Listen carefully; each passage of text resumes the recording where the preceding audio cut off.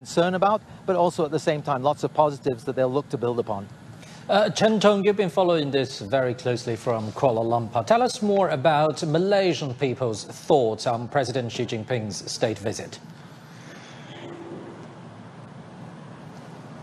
Of course, greetings from the city center of Kuala Lumpur, the capital of Malaysia. Well, you know, people-to-people exchange has been strengthening over the past decades, and we are feeling a very welcoming vibe here in the city center. I had a chance to talk to some local residents, and they told me they all knew President Xi is coming to Malaysia, and they welcome President Xi's arrival. Well, as I mentioned earlier, well, people-to-people exchange has been strengthening educational-wise, cultural-wise. For example, last year, over 33,000 new Chinese students came to Malaysia to study. And earlier, I visited the Xiamen University's Malaysia campus, which is the first overseas campus established by a Chinese university. And so far, there are over 9,000 students studying in the campus. And they are not only from China and Malaysia, but from 48 countries and regions. And that campus is a gateway to let more people to know and learn about China. And speaking of tourism, you know, since the end of 2023, Malaysia introduced visa-free policies to Chinese tourists. And last year, the country welcomed over 3.8 million Chinese tourists. And China has also introduced visa-free policies to Malaysian tourists. And last year, over 1 million Malaysian tourists visited scenic spots in China. And of course, speaking of durian, you know, in the past, only frozen Malaysian durian could go to China. But since June last year, fresh ones can go. And that means more business opportunities to vendors, exporters, farmers. And of course, this time, more deals, more agreements are expected to be signed. So we are expected to see more business opportunities to the people in both countries, but not only in both countries, but in Southeast Asia region as a whole. Back to you. Thank you very much, our reporters Chen Tong and Ryan Mouser there. Definitely is going to be a highly anticipated visit in Malaysia. Chinese President Xi Jinping on Tuesday expresses greetings and best wishes to the government and people of Malaysia, eyeing a new chapter of bilateral ties. He made the remarks in a written statement upon his arrival in Malaysia. Xi Jinping said China and Malaysia are friendly neighbors across the sea, and their mutual respect and cooperation over the past 50 years is a good example of state-to-state relations. President Xi believes deepening high-level strategic cooperation serves the common interest of the two countries and is conducive to the regional and global peace and prosperity. President Xi hopes the visit will further deepen their friendship, strengthen political mutual trust, and usher in a new golden 50 years for bilateral relations. Xi also called on the two sides to promote cooperation in modernization, jointly enhance exchanges and mutual learning, and continuously building China-Malaysia community with a shared future. Malaysian Prime Minister Anwar Ibrahim met with reporters from China Media Group and Malaysian news channel Astro AWANI for an interview. The Prime Minister spoke highly of China-Malaysia relations. He also reiterated the Southeast Asian countries' support for free trade and its desire for more cooperation despite headwinds in global trade due to U.S. tariffs. Your Excellency, reflecting on 50 years of diplomatic relations, what would you consider the most outstanding achievement in China-Malaysia cooperation? This mode goes beyond the 50 years since our formal diplomatic ties. In fact, our friendly exchanges dated back much further with a history of hundreds of years. As you all know, over the past 2 years, we have been working to enhance our foreign relations. First, by strengthening trade and investment cooperation among ASEAN countries. Then, with our neighboring countries, including Japan and South Korea. But our ties with China are even closer, because China has always shown stronger willingness and sincerity in cooperation. We've seen growth in bilateral investment and trade volume. There's also been increased collaboration between universities and more opportunities in technical and vocational education and training. Moreover, cultural exchanges and tourism have also seen obvious improvement. Progress in all these areas has greatly benefited us. It has improved our infrastructure and driven the development of sectors like catering and hospitality. Especially in technology and industrial sectors, we've witnessed the rise of major projects, such as the two countries' Twin Parks initiative and technological cooperation projects like the one between Geely and Proton. The size and depth of these major projects far exceed what we've seen in the past. Global trade faces growing setbacks but also new opportunities. As ASEAN chair, how can Malaysia and the region leverage these shifts for the benefit of both Malaysians and broader ASEAN?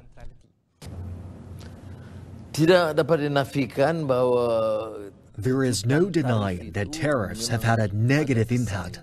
As a trading nation, Malaysia has always believed in free trade. When the tariffs dispute happens, whatever reason might be, it's going to hurt us. We must stay rational. But at the ASEAN Trade Ministers and Finance Ministers meetings last week, we stressed that we should seek opportunities from our own strength. Instead of blaming someone else for a problem they created, we can further strengthen intra-Asian trade and investment cooperation, including cooperation with friendly countries such as China. ASEAN countries also have great growth potential. Of course, we will not suspend consultations and negotiations with the United States, and we hope that trade will be back to the right track. About our relationship with China. As neighboring countries, China and Malaysia enjoy smooth and trouble-free relations. China's economic development can bring benefits to Malaysia. So I'm taking a pragmatic position. As long as the other country treats us with kindness, we should respond with even greater kindness. Now, for more insights, let's cross live to Dr. Azmi Hassan in Kuala Lumpur. And in our Beijing studio, we have Professor Victor Gao. Thank you very much for joining us. Gentlemen, let me start with you, Professor Gao. Now, China and Malaysia are standing at the start of another 50 golden years of relations. Bearing that in mind, what is the biggest expectation for the development of ties in the near future? Well, I think President Xi Jinping's state visit to Malaysia is another landmark in our bilateral relations, and it will push the bilateral relations to new heights. Actually, one new height after another new height, mainly because China and Malaysia are highly complementary to each other, and we respect each other as brothers and sisters, and there is dependability as well as reliability, mutual trust in the bilateral relations. Going forward, in addition to all these infrastructure connectivity projects and mutual trade, for example, I think China and Malaysia can really seriously think about financial cooperation and especially AI cooperation, because China does not want to create a situation where any country in the world will suffer the AI divide. China wants to promote open AI, the real open AI, which will be an enabler for all countries, big or small, in developing their new phase of economic development. That will be, in my best judgment, a new driver in China-Malaysia cooperation going forward. I want to get to more insights to Dr. Azmi Hassan. Well, Doctor, we know bilateral trade between the two countries have reached over $212 billion in 2024, marking a year-on-year increase of over 11%. So what do you think are the driving factors behind this very impressive growth?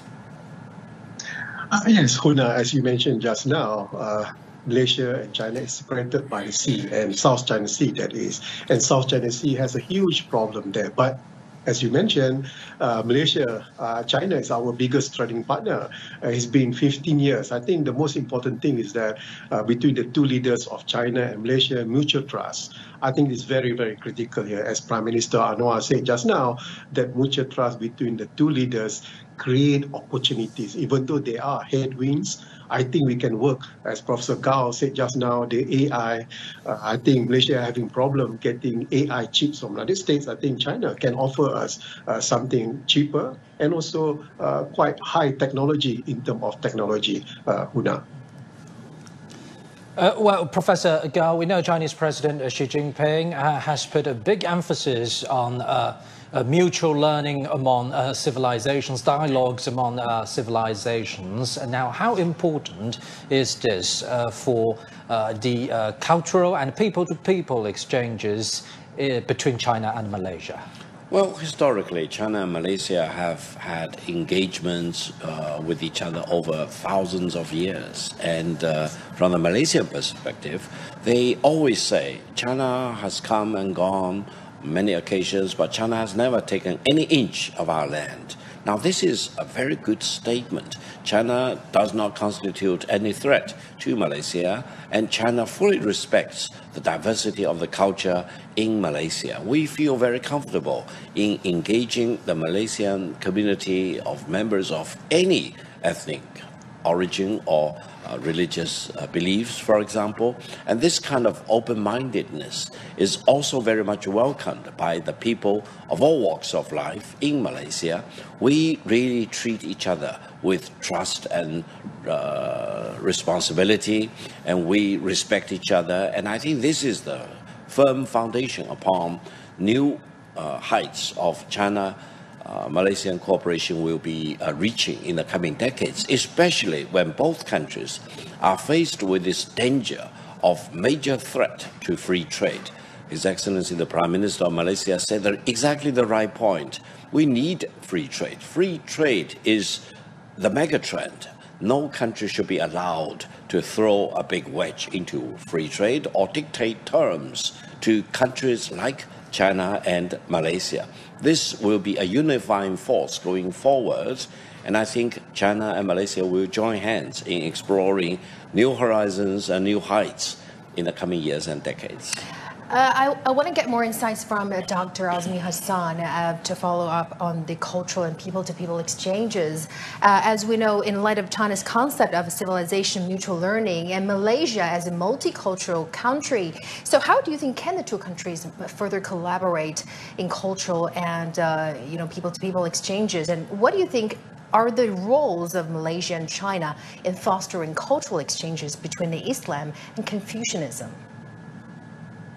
Yes, true enough. Huna, in Malaysia, there are Malay ethnic, there are also Chinese ethnic, and also Indian ethnic. These are three major ethnic. I think there's a reason why millions of Chinese tourists, they feel very comfortable in Malaysia, because Malaysian as a whole, I think we are adaptable to different ethnic, cultural differences. I think the exchanges from people to people exchanges, and more interestingly, Huna, when Professor Gao said, yes, China is a very big country, but China will never take an inch of Malaysia's sovereignty. I think that's very, very critical here. I think the mutual trust in terms of cultural, I think, Huna, I think we expect more Chinese tourists. And me, as personally, I think we welcome Chinese tourists come so that the cultural exchanges between these two small country, Malaysia, and bigger country of China can be enhanced, Huna.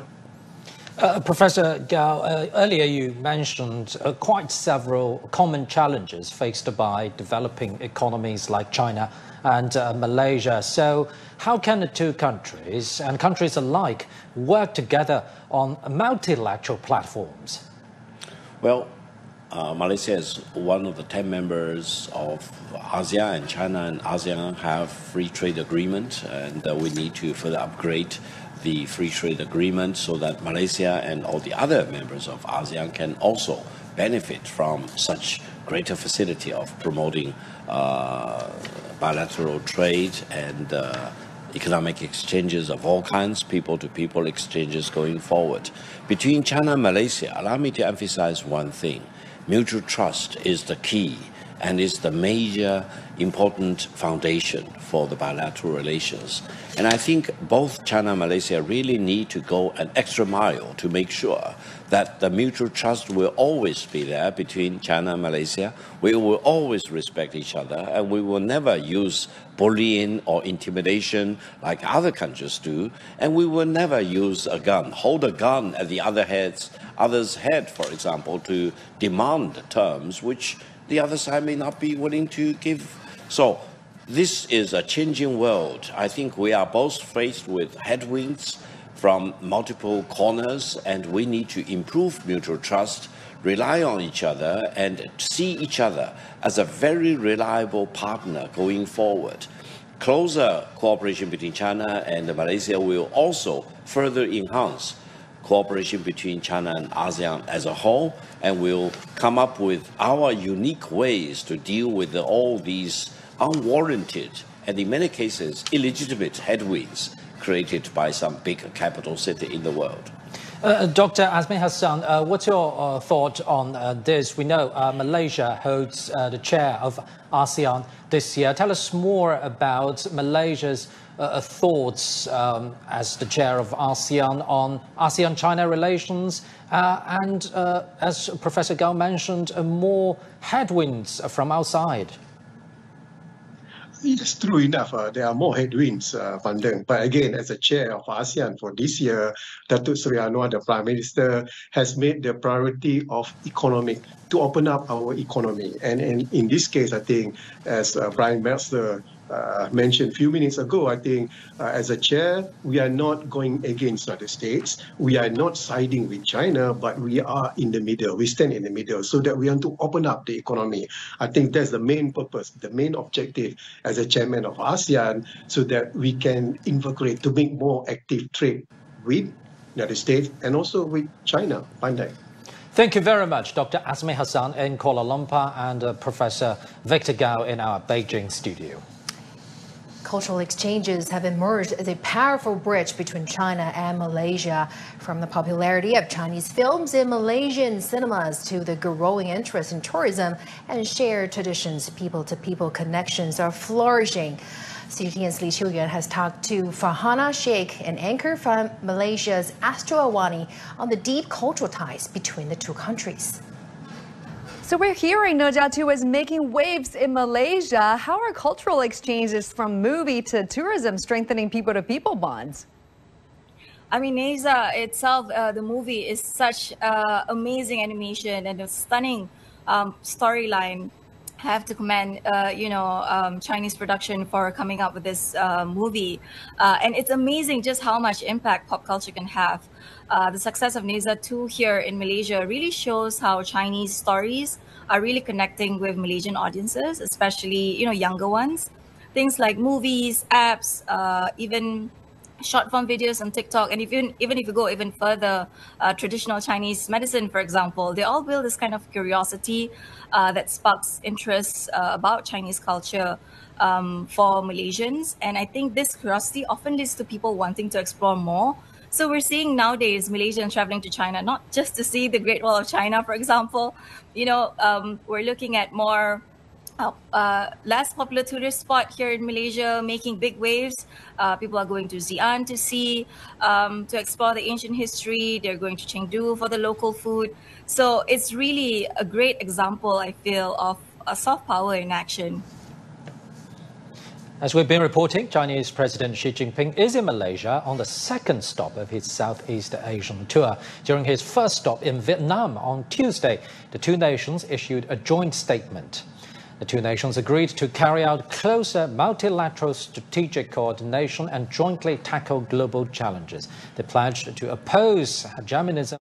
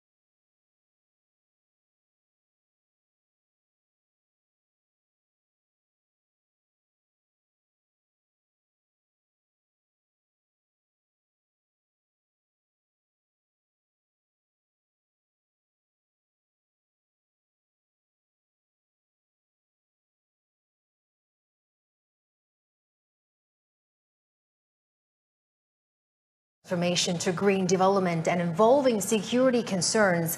So definitely this is a highly anticipated visit, to Southeast Asian nations. So what do you think, can the region foster stronger consensus and collective momentum?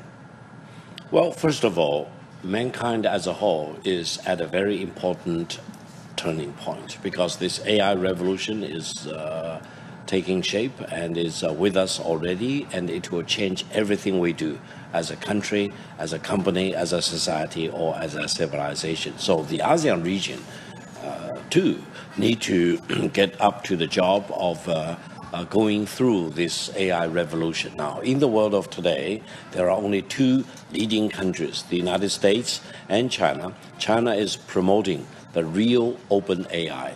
AI should be open and should be an enabler for all countries involved, big and small. And for ASEAN, including Vietnam and Malaysia and Cambodia, the three countries the Chinese president will visit on this grand tour, we need to cooperate, because if you are left behind, eventually you will suffer the AI divide. And from the Chinese perspective, we want to promote AI development, which will be an enabler rather than a barrier. And in this way, I truly believe China and ASEAN as a whole, especially the 10 member states, including on the people-to-people exchange, using AI as a big enabler for their own economic development, but also for greater exchanges. And in this regard, for example, financial cooperation, tech cooperation of all kinds, and when in China we emphasize the new qualitative productivity, I think many of the ASEAN member states would also try to realize why China is shifting its attention to the new qualitative productivity, why this AI revolution is so important, so transformative, and why China-ASEAN cooperation, as well as the bilateral cooperation with each of the 10 member states, will become increasingly important in the coming years and decades. Solidarity is the key word here. Thank you so much, Professor Gao, for your insights, as always. All right, we'll take a short break. Coming up.